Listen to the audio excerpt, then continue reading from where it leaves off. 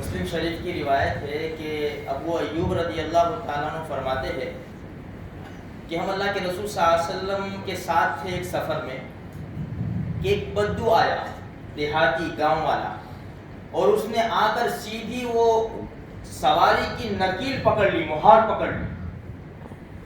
گاؤں والے ہوتے ہیں، جیسے کہ بھائی ہمارے سامنے بھی گاؤں کا نام آتا ہے کہ گاؤں والی، لیکن آپ بھول جائے ہوئے بھائی، اب بہت ہوشیار ہو گئے، اس لیے کہ بعض مرتبہ سب نہیں ہوتے، کچھ لوگ آتے ہیں چھیٹر کے چلے جاتے ہیں، کیا ہوا گاؤں والی آیا تھا نا چھیٹر کے چلا گیا، اب تو ہوشیار ہو گئے، ہمیشہ سمجھے کہ ہم ہوشیار۔ دیکھو ایک بات ذہن میں رکھو، کسی کے ساتھ کچھ بھی معاملہ ہو نا تو یہ ذہن میں لے کے چلو کہ میرے سے زیادہ سامنے والا ہوشیار ہے، کبھی دھوکہ نہیں کھاؤں گے، کبھی یعنی پچھتائیں گے نہیں۔ ہم نے اپنے آپ کو ہوشیار سمجھا نا تو خلاص، ہم ایسا سمجھیں کہ سامنے والا ہوشیار تو ہم چوکنا رہیں گے، اور اگر یہ کہیں گے کہ میں ہوشیار تو پھر دھوکے میں رہیں گے ہم اور دھوکہ کھا جائیں گے۔ وہ ایک لطیفہ بھی ہے نا کہ ایک شہر کے آدمی نے وہ 7 روپے کی نوٹ بنائی، 7 روپے کی، کہ چل گاؤں میں جاؤں، گاؤں کے اندر اور چھٹے مانگوں گا گاؤں والے سے، تو 5 کی میں 2 کی دے گا میرے کو، میرا کام بن جائے گا۔ اس کو کہہ دوں گا 7 کی نئی نوٹ نکلی۔ اب گاؤں کے اندر گیا نے وہ کاؤنٹر کے اوپر کے نوٹ رکھی 7 روپے کی، تو بھائی چھوٹے دے نا، اس نے بھی نوٹ اٹھا کے دیکھی اور سیدھی گلے میں ڈالی اور گھر میں گیا اور 2 نوٹیں لا کے دی، ایک 4 کی اور 3 کی، کہ لے چھوٹے، ہوشیار ہو گیا ابھی یہ بھی، سمجھے؟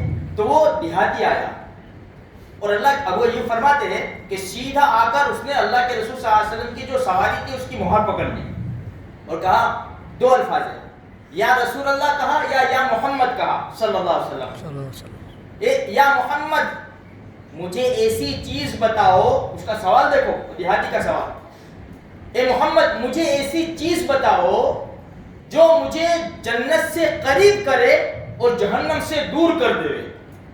جب یہ سوال سنا نے ہمارے نبی نے تو جواب نہیں دیا، ایک دم ہمارے نبی نے سیدھے اپنے صحابہ کی طرف دیکھا اور کہا کہ سوال سنو، اس کا سوال دیکھو، اس کو ہدایت دی گئی یا توفیق دی گئی، یہاں بھی 2 لفظ حدیث میں، اس کو توفیق دی گئی یا ہدایت دی گئی، اس کا سوال سنو۔ پھر اللہ کے رسول صلی اللہ علیہ وسلم صحابہ کو کہا اور پھر اس کی طرف متوجہ ہوئے، ہاں بھائی آپ نے کیا پوچھا، پھر سے پوچھو۔ تو وہ دیہاتی نے کہا کہ اے اللہ کے رسول مجھے ایسی چیز بتائیے جو مجھے جنت کے قریب کرے اور جہنم سے دور کر دے۔ تو ہمارے نبی نے فرمایا سب سے پہلی بات اللہ کی عبادت میں لگے رہنا، اللہ کی عبادت کرتے رہنا اور اللہ کے ساتھ کسی کو شریک نہ ٹھہرانا، نماز قائم کرنا، زکوٰۃ ادا کرنا۔ اب میری سواری کی نکیل تو چھوڑ، ہمارے نبی نے پھر آخر میں کہا اب میری سواری کی مہار تو چھوڑ۔ تو 3 باتیں ہمارے نبی نے بتائی۔ بھائی دیکھو اللہ کی عبادت ایسا نہیں کہ کبھی کی کبھی نہیں کی۔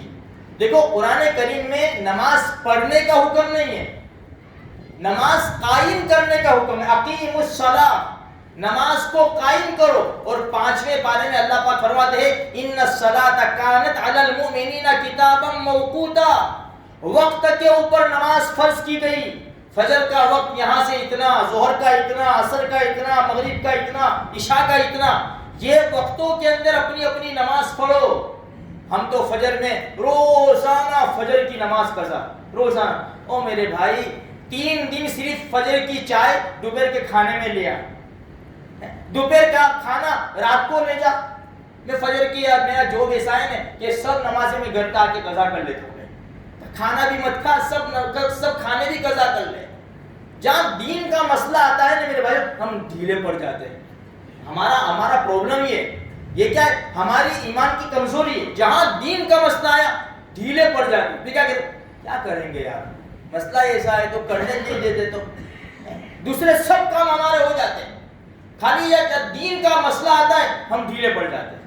میرے بھائیوں صحابہ کرام دین میں اتنے مضبوط تھے کہ دنیا میں اتنے نہیں تھے، دنیا کا معاملہ چھوڑ دیتے تھے، چلو چھوڑو اس کو چھوڑو، لیکن دین میں کمی نہیں آنی چاہیے، اور ہمارا معاملہ الٹا ہو گیا۔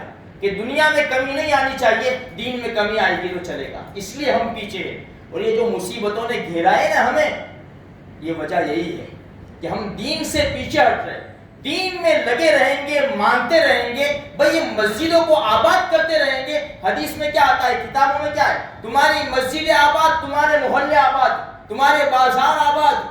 آج سب بربادی کیوں ہے؟ کہ ہم نے مسجد کو برباد کر کے چھوڑ دیا ہے۔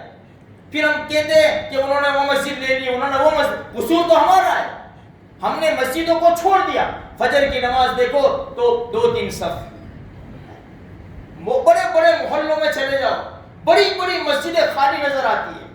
میرے بھائیوں تھوڑی سی فکر کرو، کوشش کرو، حالات ہمارا ساتھ نہیں دے رہے، اگر ہم نے اللہ اور اس کے رسول کو ساتھ لے لیا، ہماری زندگی سکون کی گزرے گی۔ اللہ پاک مجھے آپ کو اس کی توفیق نصیب فرمائے۔